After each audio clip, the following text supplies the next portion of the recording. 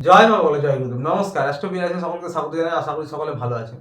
আজ আমরা মান্থলি রাশিফল নিয়ে আলোচনা করবো এবং আজকে আলোচনা করবো 2025 অগস্ট মাস কেমন যাবে সিংহ রাশি জাতক বা জাতিকাদের সেই নিয়ে। শুরুতে বলবো এই আলোচনা আপনাদের জীবনে 40 থেকে 50 ভাগ ফলিত হবে। কেউ দয়া করে ভাববেন না এটা আপনাদের জীবনে 100% ফলিত হতে চলেছে।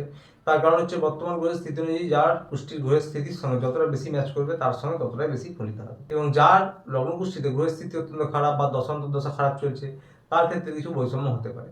এর উদ্দেশ্য হচ্ছে যা কিছু ভালো রয়েছে তা দেখে যেন আরো ভালোভাবে প্ল্যান করা যায় এবং যা কিছু খারাপ বা নেগেটিভ রয়েছে তা দেখে যেন সতর্ক বা সাবধান হওয়া যায়।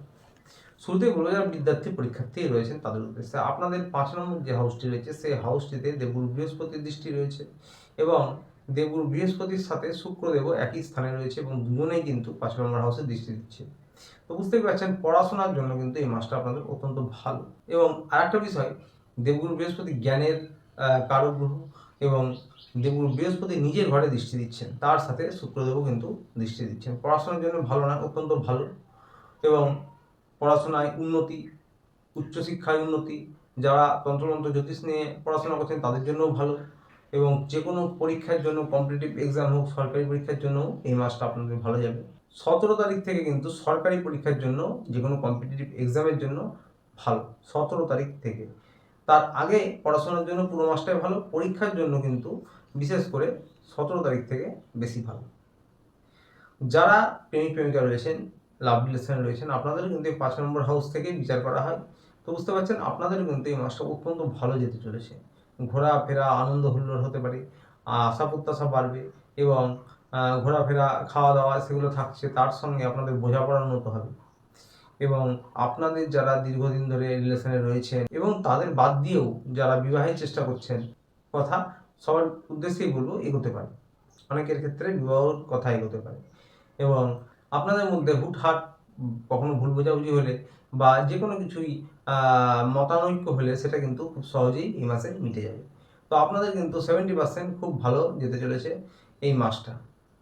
যারা হাজব্যান্ড ওয়াইফ রয়েছেন তাদের উদ্দেশ্যে বলবো আপনাদের রাহু রয়েছে কিন্তু শনির ক্ষেত্রে এবং আপনাদের রাহু শনির ক্ষেত্রে ভালো ফল দেয়, খারাপ ফল দেয় না যদিও, তার উপরে আবার দেবগুরু বৃহস্পতিও রয়েছে। তো সুতরাং আপনাদের 60% ভালো বলা যেতে পারে। মাঝে মাঝে কিন্তু হুটহাট রেগে যাওয়া, ভুল বোঝাবুঝি হওয়া, একটু ইগোর সমস্যা হওয়া এগুলো হতে পারে, সে বিষয়টি খেয়াল রাখতে হবে। এবং আপনাদের বোঝাপড়া মোটামুটি ঠিক থাকবে, আপনারা একে অপরকে সাহায্য করুন এবং একে অপরকে সময় দিন। তার মধ্যে দেবগুরু বৃহস্পতির দৃষ্টিতে অমৃত রয়েছে, কখনো যদি মতপার্থক্য হয় এই মাসে সেটা খুব তাড়াতাড়ি আপনারা এড়িয়ে যেতে পারবেন, অর্থাৎ সেটা বেশি দীর্ঘস্থায়ী হবে না। তো যারা হাজব্যান্ড ওয়াইফ রয়েছেন আপনাদের কিন্তু এই মাসটা ভালোই যেতে চলেছে বলা যায়। 60% আপনাদের কাজের জায়গাটা কিন্তু ভালো থাকছে, অর্থনৈতিক পরিকাঠামো ভালো থাকছে, খরচ একটু বৃদ্ধি হতে পারে, আপনাদের দাম্পত্য জীবনে খরচ বৃদ্ধি হতে পারে, তবে যে কাজের জায়গাটা ভালো থাকছে এবং আপনাদের কিন্তু বোঝাপড়া মোটের উপর ঠিকঠাক থাকবে। পরিবার নিয়ে বলবো মঙ্গল আপনাদের 2 নম্বর স্থান অর্থাৎ অর্থভাবে রয়েছে, আপনাদের পরিবারের ভাগ্যস্থানের অধিপতি এবং 4 নম্বর হাউসের অধিপতি। পরিবারের জন্য একটু আধটু কর্মব্যস্ততা হতে পারে এবং পরিবারের পরিবেশ মোটের উপর ভালো থাকছে। পরিবারের যারা সদস্য রয়েছেন তাদের সঙ্গে সম্পর্ক মোটের উপর ভালো থাকবে।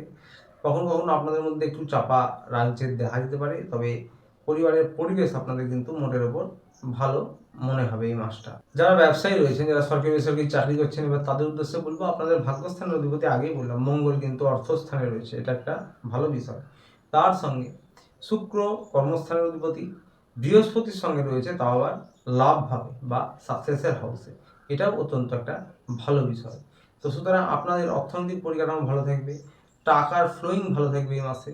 এবং যারা ব্যবসায়ী রয়েছেন আপনাদের উদ্দেশ্যে বলবো যে বুধ কিন্তু 12 নম্বর হাউসে রয়েছে, অর্থনৈতিক পরিকাঠামো ভালো থাকছে, টাকার ফ্লোয়িং ভালো থাকছে, তার সঙ্গে খরচ বৃদ্ধি হবে।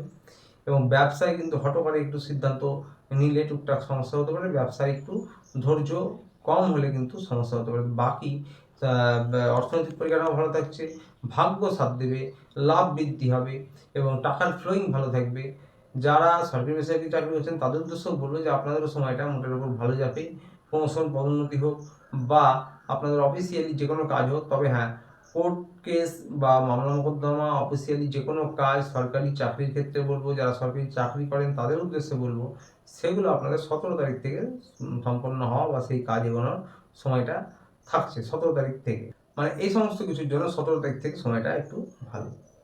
বাকি সরকারি বেসরকারি চাকরি হোক বা ব্যবসায়ী হন, রাজনৈতিক ফিল্ডে যারা রয়েছেন তাদের উদ্দেশ্যে বলবো যে 17 তারিখ থেকে আপনাদের সময়টা একটু বেশি ভালো এবং সকলের জন্যই টাকার ফ্লোয়িং বা অর্থনৈতিক পরিকাঠামো মোটামুটি ভালো থাকছে এই মাসটা। স্বাস্থ্য নিয়ে বলবো যে আপনাদের যে সূর্যদেব রাশি অধিপতি লগ্ন অধিপতি 12 নম্বর হাউসে রয়েছে, এটা কিন্তু একটু স্বাস্থ্য নিয়ে কিন্তু একটু টুকটাক সমস্যা হতে পারে, ইমিউনিটি সিস্টেম কমজোর হতে পারে, টুকটাক চোটাঘাত বা হসপিটালাইজেশনকে বোঝায় 12 নম্বর ঘরকে।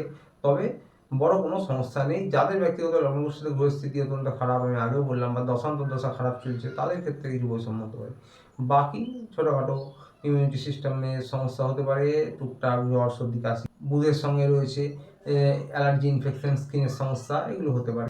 এবং আপনাদের কিন্তু লম্বা সময় ধরে 8 নম্বর হাউসে শনিদেব থাকবে। 8-এ শনি খারাপ ফল দেয় না, 8-এ শনিদেব আয়ু বৃদ্ধি করে, কিন্তু শনিদেব রিলেটেড টুকটাক সমস্যা, শারীরিক সমস্যা, সেগুলো কিন্তু হতে পারে। যদিও এখানে একটা মাসের কথা বলা হচ্ছে, তবে শনিদেব আপনাদের অনেক সময় যাবত এই ঘরে থাকবে। তো সুতরাং হাড়ে ঘাটে ব্যথা হতে পারে, কোমরের নিচের অংশে চোটাঘাত লাগা, এই বিষয়গুলি কিন্তু থাকছে। অধিকার নিয়ে বলবো, সিংহ রাশি একটি অগ্নিকারক রাশি, এর দিক হচ্ছে পূর্ব দিক এবং ভগবান শিবের দিক পূর্ব দিক, তার সাথে এটি একটি অগ্নিকারক রাশি। তো সুতরাং আপনারা ভগবান শিবের আরাধনা করতে পারেন এবং যারা কোনো গুরু দীক্ষিত তারা নিজের ইষ্টের আরাধনা করুন প্রত্যেক সোমবার শিব মন্দিরে গিয়ে পুজো দিতে পারেন, সোমবার নিরামিষ খেতে পারেন এবং বাড়িতে ওম নমঃ শিবায় 108 বার জপ করতে পারেন, অত্যন্ত ভালো হবে। বাড়ির ছাদে বা উঠোনে পাখিদের প্রত্যেক কিছু খাবার খান, অত্যন্ত ভালো প্রতিকার হবে। আজ ছিল এই পর্যন্ত। ভিডিওটি ভালো লাগলে চ্যানেলটি অবশ্যই লাইক সাবস্ক্রাইব করে পাশে থাকবেন। দেখা হচ্ছে আবার পরের ভিডিওতে। আপনি ভালো থাকবেন, সুস্থ থাকবেন। নমস্কার।